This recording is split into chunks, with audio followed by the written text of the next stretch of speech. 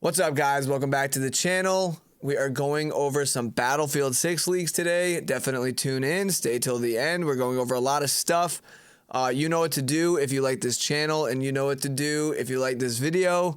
Let's get right into it. With Battlefield's first playtest that happened on Friday, the 7th of March, we unsurprisingly got a bunch of new leaks, which I will not be showing so I don't get the video taken down. I don't doubt you guys know how to find them if you wanted to see them, though. From what I've gone through so far, it's got me feeling really good about the next Battlefield game. Until we get the full launch, I'll try not to glaze too hard, but with that being said, these leaks have got me incredibly excited because it seems like they really listened and are making a game that the players are asking for. So that's really exciting, and I'm going to start things off by going through Battlefield's X or Twitter account to show a few things that they said about the first playtest. So this is on the Battlefield Twitter account or X account, and they posted their first post about, they're talking about like what they want to do with their first community test. Says this is the first of our regular community updates to keep you informed about features we're testing at Battlefield Labs.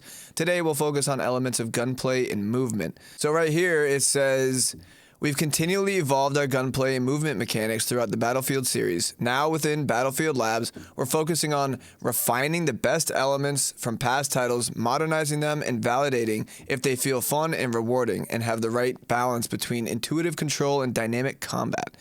Sounds all pretty, very corporate almost there at the end. But other than that, that sounds good. And then another thing that was really great to see. So right here it says, what's new and improved for gunplay and movement? Initially, we'll test select but important areas that create the foundation required to create a fun and rewarding battlefield combat experience. We're making focused efforts to create consistent and optimized millisecond to millisecond soldier combat. That sounds great. We'll share some key examples of changes that will be available during our initial play sessions. We've reduced the time it takes for bullets to appear on your screen from when you press fire. This change decreases input delay, making shooting feel more responsive and helps you better track and hit moving targets, which that sounds great. I like that. We're optimizing for a 60 hertz tick rate. Call of Duty, why don't you take notes? Even though it could be better, but I'll take it. Ensuring the game server more frequently updates the positions and actions for all players. This results in responsive gameplay across all platforms and inputs. You'll notice more precise shooting and movement, enhanced damage feedback, and more accurate representation of other players' positions and combat outcomes. It's talking about adjusting the recoil here. Other than that, there's really not much more of, in terms of like information here. They're just kind of talking about what they want to test. So that's kind of what I wanted to go through on this. At the time of recording this, I was still definitely able to find all the clips I originally saw. The playtesters were under NDA, but that hasn't stopped people before, so why would it change now? There was even someone streaming it on Twitch, apparently. I think all of this was to be expected by DICE, and I mean, maybe even hoped for. Because while they started taking some stuff down, it does seem like they aren't leaning too hard into the DMCAs. Because I found the same clips on the same guy's X account. Oh man, that's going to be hard not to say Twitter. A whole day after they were up and already had 4 million impressions. All this is doing is building hype, and since what has been leaked seems like they're actually delivering on what they said they were going to deliver on, which was taking all the best parts of each Battlefield and putting them into this one. What I saw was about 9 minutes of gameplay in an urban environment, a map called Abasaid. I think I'm pronouncing that right. Perhaps even the same map we saw the original clips from their Battlefield Labs announcement. Obviously, it's in pre-alpha, so some things weren't textured right, and some assets had placeholders, but overall, the gameplay and style looked like Battlefield 4, the most in my opinion, which is definitely not a bad thing, as that was one of the best ones in the franchise so far. The clips I saw, they were playing Engineer only, but the other classes were visible. Assault, Engineer, Support, and Recon.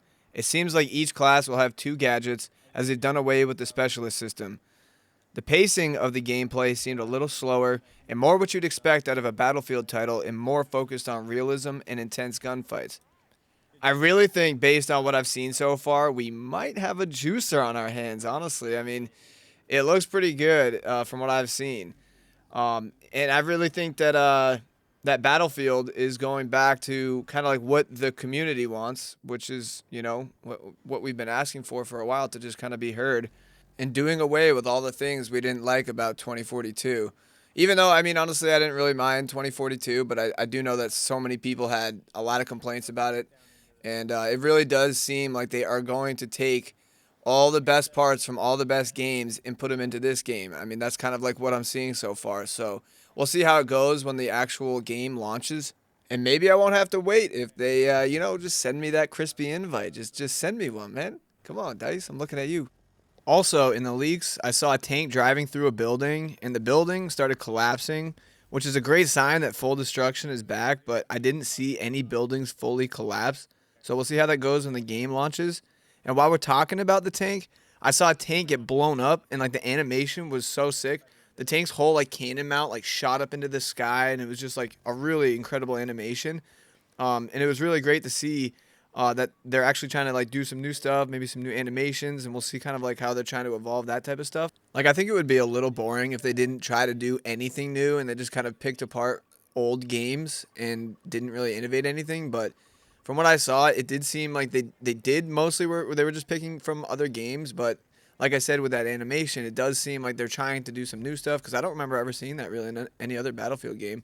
I could be wrong about that, but it's really cool to see that they might be trying some new stuff, and we'll see how it looks when it comes out.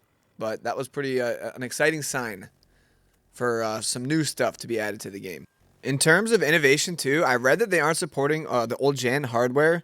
So I think if they do it in the right way and really take advantage of their engine and don't have to worry about optimizing for other older consoles and hardware and PCs and stuff like that, that they could really make a really cool and incredibly smooth feeling Battlefield. Because when they're optimizing for all generations, like the Xbox One and the PS4, they can't really like use all of their power or whatever, like for the new consoles and the new PC hardware. So they're kind of stuck in between, like, how do we, balance this and make it all work for the old consoles and the new gen stuff. So they're kind of limited in that sense. So it'll be really cool to see what they dish out for this new Battlefield on the current hardware. What we haven't got to see yet is more of the vehicles being used and anything about the campaign or this elusive battle royale.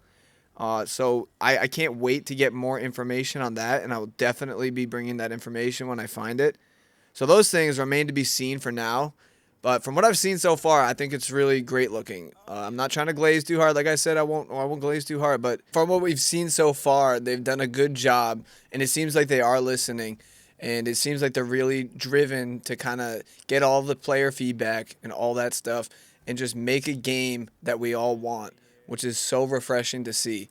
Like, I genuinely believe that if EA and DICE do not hit the mark with this game, it very well might be the last Battlefield we see, because it's like with the launch of 2042, the way that it launched, and just in general the player counts for it, it's just it did not perform the way that they wanted it to perform, which Andrew Wilson, the CEO of EA, did not like the game's launch and the way that the game was. And I mean, all these guys are all about making money. That's literally what they want to do. And it's like the gamers have kind of spoken. They do not want games that are just not what they want. Like they want a game that they want to play, which seems so obvious to us, but to them it's like they just want to make money and pump dollars. And they look at Call of Duty. They look up at Call of Duty on this pedestal. Like it's like, oh, we want to be that. So I really think if they miss the mark on this game, it could be really bad and detrimental for the Battlefield series.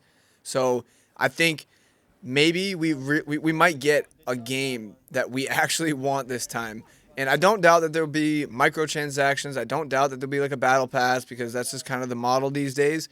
But I do think that at the core of all of this, they need to deliver a really good Battlefield game and a really good Battlefield like experience that we all want. That's why they're doing all these playtests and trying so hard, because I really believe that if they don't, it would be a really bad thing for Battlefield in general. And while we're talking about the suits of the gaming industry and kind of like how they operate and look at games, and they don't understand really like what gamers want and stuff like that. They just want to make money. I think it's really important that we talk about the fact that that we should not be pre-ordering this game. Even no matter what leaks we see, no matter what gameplays we see, we really should not be pre-ordering and giving our money ahead of the game's launch for this situation because it's just like it makes them not learn anything. You know what I mean? Like if we're paying for it ahead of time, that means that we're already bought in. And until we see the game launch and we know how it plays, like we should not be bought in because we don't know how the game's going to be. I think that's a very important disclaimer to make because it's just when we give them their money, that means they just don't learn anything. They don't understand everything because that's just what they want. They just want more dollars. They want more money. They want more players. But honestly, like if we just show them with our wallets that we want a game that we want to play, then they will deliver that. But we cannot be giving them our money ahead of time. They'll be buying all sorts of skins and all that stuff. Like we just want to make sure that they deliver us a game that we want. That's really basically it. So yeah, thank you guys for listening to me rant. I hope you guys liked the video, and I hope you guys have a good rest of your day. And yeah, thank you.